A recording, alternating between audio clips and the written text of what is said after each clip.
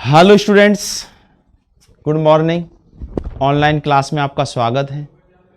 देखिए, हम chapter number first पढ़ रहे हैं और ये जो फर्स्ट चैप्टर है ये जीव जगत अर्थात जीवों के अंदर कौन कौन से गुण पाए जाते हैं और इन जीवों में विविधताएं किस प्रकार की पाई जाती हैं। तो इसमें हम सबसे पहले सजीवता के लक्षणों के बारे में पढ़ चुके हैं। इसके बाद हमने जीव जगत में विविधता, जो कि कई प्रकार के जीव जंतु पाए जाते हैं। इसके पश्चात हम जीवों के नामकरण एवं वर्गीकरण के बारे में पढ़ रहे हैं।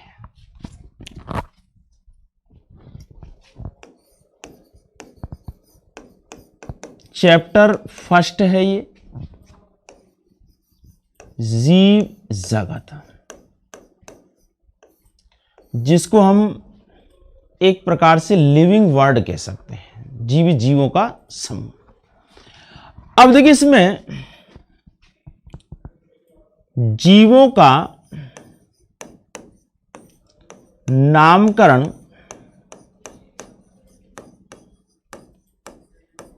नॉमनक्लेचर, जीवों को एक पहचान के लिए एक निश्चित नाम देना जीवों का नामकरण कहलाता है।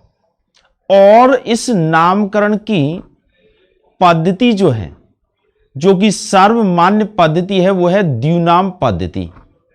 और इस द्विनाम पद्धति को कैरोलस लिनियस नाम के वैज्ञानिक के द्वारा प्रतिपादित किया गया था। और इस पद्धति को ICBN अर्थात international code of botanical nomenclature, साथ में ICZN international code of zoological nomenclature, ये जो अंतरराष्ट्रीय संस्थान हैं, इनके द्वारा इस द्विनाम पद्धति को अपनाया गया है और इसी के आधार पर जीवों का नामकरण किया जाता है। देखिए, इस कैरोलस लिनियस की जो नामकरण पद्धति है, द्विनाम पद्धति,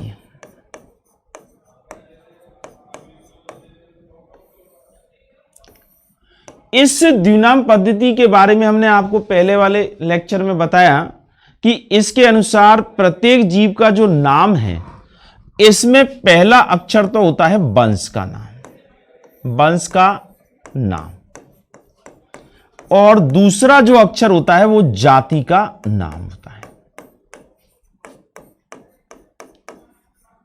यानी पहला अक्षर, और यह है दूसरा अक्षर। ये जो वंश का नाम है, इसे जब लिखा जाता है तो अंग्रेजी के कैपिटल लेटर से इसको स्टार्ट किया जाता है, और जाति का जो नाम है इसे स्मॉल लेटर अर्थात अंग्रेजी के छोटे अक्षरों से लिखा जाता है। और अगर हम इसे हाथ से लिख रहे हैं तो तिरछे अक्षरों से लिखा जाता है, जिससे कि ये पता चल जाए कि ये वंश का नाम है और ये जाति का नाम है। और जब हम हिंदी में लिखते हैं तो दोनों के नीचे अलग अलग अंडरलाइन कर देते हैं, रेखांकित कर देते हैं, जिससे ये पता चलता है कि वंश का नाम क्या है और जाति का नाम क्या है। साथ में इस द्विनाम पद्धति में जीवों के नामकरण के लिए लैटिन भाषा, जिसे हम ग्रीक भाषा कह सकते हैं, उसका ही प्रयोग किया जाता है। और जिस वैज्ञानिक के द्वारा पहली बार उस जीव का नामकरण किया जाता है, उसके नाम को संक्षेप में इस जाति के नाम के अंत में लिख दिया जाता है। तो इस तरह से ये द्विनाम पद्धति में लैटिन भाषा में नामकरण होता है और दो अक्षरों से मिलकर के जीवों का नाम बनाया जाता है। यह बात आपको अच्छी तरह से ज्ञात हो गई होगी। अर्थात जीवों के नामकरण का यह द्विनाम पद्धति का जो प्रक्रम है, यह इस प्रकार से चलता है। अब आता है जीवों का वर्गीकरण।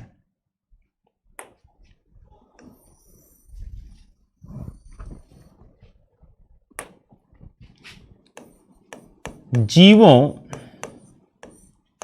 का वर्गीकरण।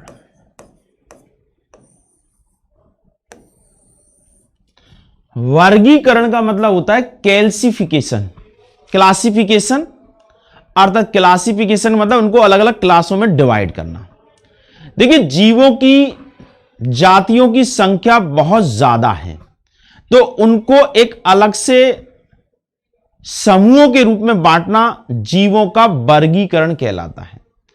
और इन जीवों को उनके अंदर उपस्थित आकारकीय, कारकीय जो समानताएं होती हैं, असमानताएं होती हैं, उनके आधार पर इनको समूहों में बांटा जाता है। जिन जीवों के अंदर समानताएं अधिक होती हैं उनको एक ही समूह में रख दिया जाता है, और जिनमें समानताएं कम होती हैं, भिन्नताएं ज्यादा होती हैं, तो उनको अलग अलग समूहों में वर्गीकृत किया जाता है। तो जीवों को उनके अंदर उपस्थित लक्षणों के आधार पर समूहों में बांटना वर्गीकरण कहलाता है। जीवों में उपस्थित लक्षणों की समानता एवं विभिन्नताओं, समानता एवं विभिन्नताओं के आधार पर समूहों में बांटना, समूह में बांटना वर्गीकरण अर्थात क्लासिफिकेशन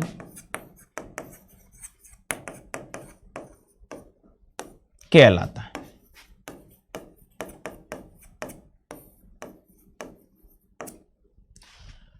तो जीवों को उनकी कह सकते हैं कि उनके अंदर उपस्थित जो लक्षण हैं, गुण हैं, उनके आधार पर उनको समूह में बांटना वर्गीकरण कहलाता है। ये जो वर्गीकरण है ये विभिन्न प्रकार की पद्धतियों के आधार पर किया जाता है। जीव विज्ञान की जिस शाखा के अंतर्गत जीवों का वर्गीकरण किया जाता है उसे वर्गीकरण विज्ञान या वर्गीकी कहते हैं। तो अब देखिए, जीवों के जो समूह होते हैं अर्थात जो वर्गीकरण के दौरान जो बनाए जाते हैं उनको वर्गक कहा जाता है। वर्गीकरण के विभिन्न पदों या समूहों को वर्गक कहते हैं। क्या कहेंगे इनको? वर्गक। और जीव विज्ञान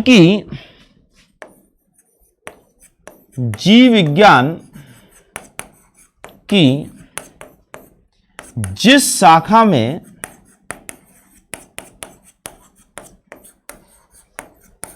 जीवों का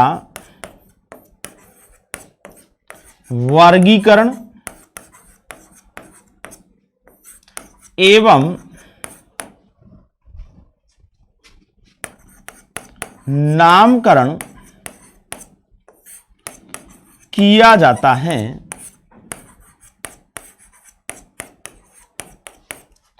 उसे वर्गीकी, अंग्रेजी में इसको कहते हैं टैक्सोनॉमी, वर्गीकी कहते हैं।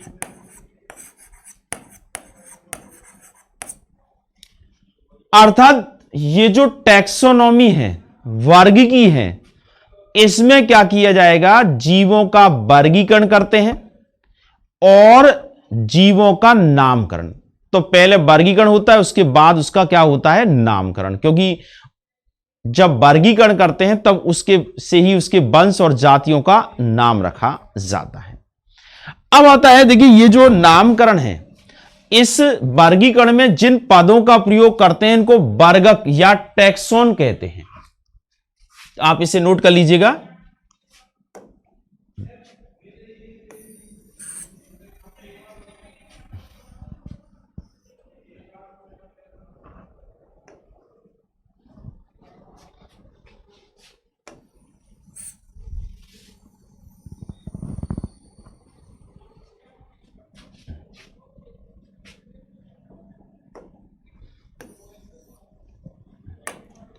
वर्ग की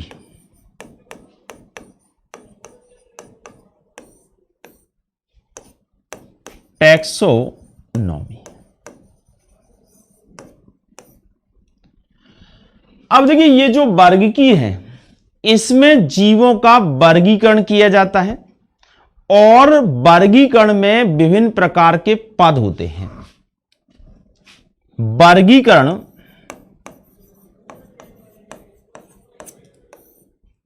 के विभिन्न पदों या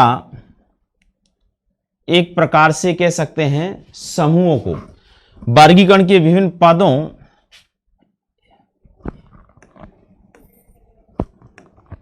एवं समवर्गों को टैक्सस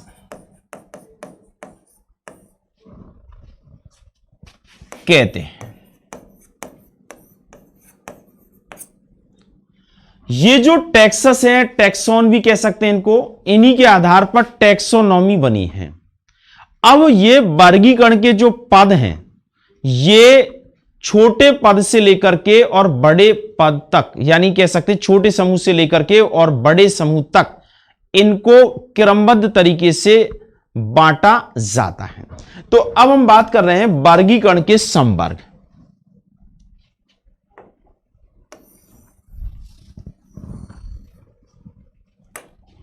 वर्गीकरण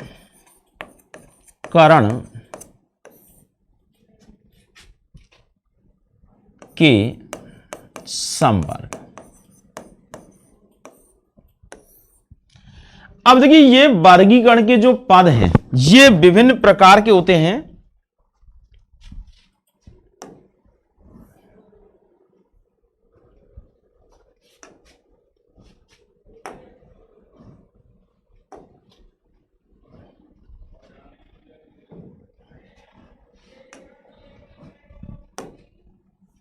अब देखिए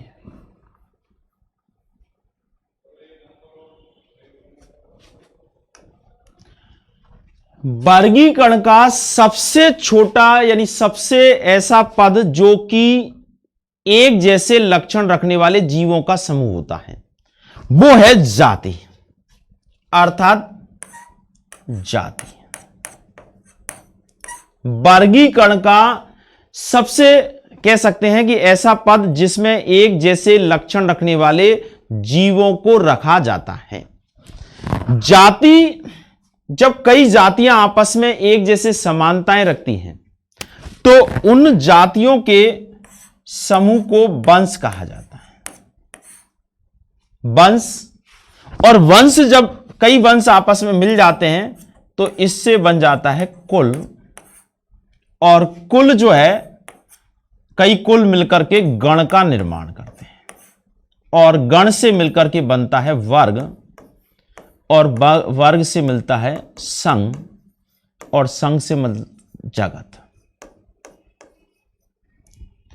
अर्थात ये वर्गीकरण के विभिन्न पद हैं जिसमें स्पीसीज अर्थात जातियां, जाति के अंतर्गत ऐसे जीवों को रखा जाता है जिनके लक्षणों में बहुत कुछ समानताएं होती हैं, जिनके मध्य अंतः प्रजनन की प्रक्रिया हो जाती है, जिनसे जनन करने योग्य नए जीवों की उत्पत्ति हो जाती है। तो ऐसे जीवों का समूह जो है वो जाति कहलाता है। और ये जातियां जो है बहुत सारी होती हैं, अर्थात प्रत्येक जाति का अपना एक अलग से गुण होता है, लेकिन कुछ जातियां जिनमें बहुत ज्यादा समानताएं होती हैं, ये जातियां आपस में मिलकर के वंश का निर्माण करती हैं, जिसे हम जीनस कहते हैं। अब देखिए ये क्रम जो है, हम एक एक करके आगे बढ़ेंगे, ये क्रम जो है वो नीचे से ऊपर की तरफ बढ़ता है।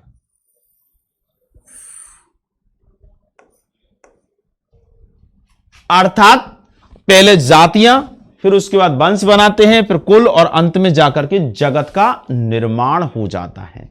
और ये जगत जो है इसमें समस्त जीवों को रखा जाता है। तो ये वर्गीकरण के समपद हैं, यानी समवर्ग हैं, जिसमें हम एक एक करके आगे बढ़ेंगे कि भाई जाति की क्या विशेषता है, वंश की क्या विशेषता है, और गण है। तो ये एक यानी कह सकते हैं कई जातियां मिलकर के वंश का निर्माण करती हैं, और कई वंश मिलकर के कुल का निर्माण करते हैं, कई कुल मिलकर के गण, और कई गण मिलकर के वर्ग, और इस तरह से कई वर्ग जो है वो संघ, और अंत में जगत का निर्माण हो जाता है।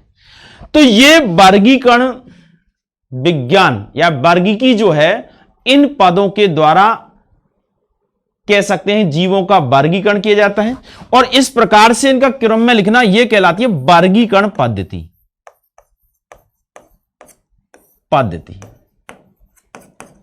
इस पद्धति को सिस्टेमैटिक्स कहते हैं।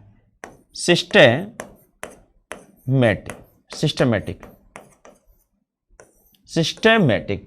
तो हम विभिन्न प्रकार के जीवों का सिस्टेमैटिक रूप से उनका वर्गीकरण करते हैं, तो इन पदों का प्रयोग करते हैं। तो ठीक है, तो आज आपको यह जानकारी हमने दी कि ये जो वर्गीकरण होता है, ये जीवों के लक्षणों के आधार पर किया जाता है, समानता और असमानताओं के आधार पर। और वर्गीकरण विज्ञान जो है, इस वर्गीकरण विज्ञान और नामकरण दोनों को संयुक्त रूप से कहा जाता है वर्ग की।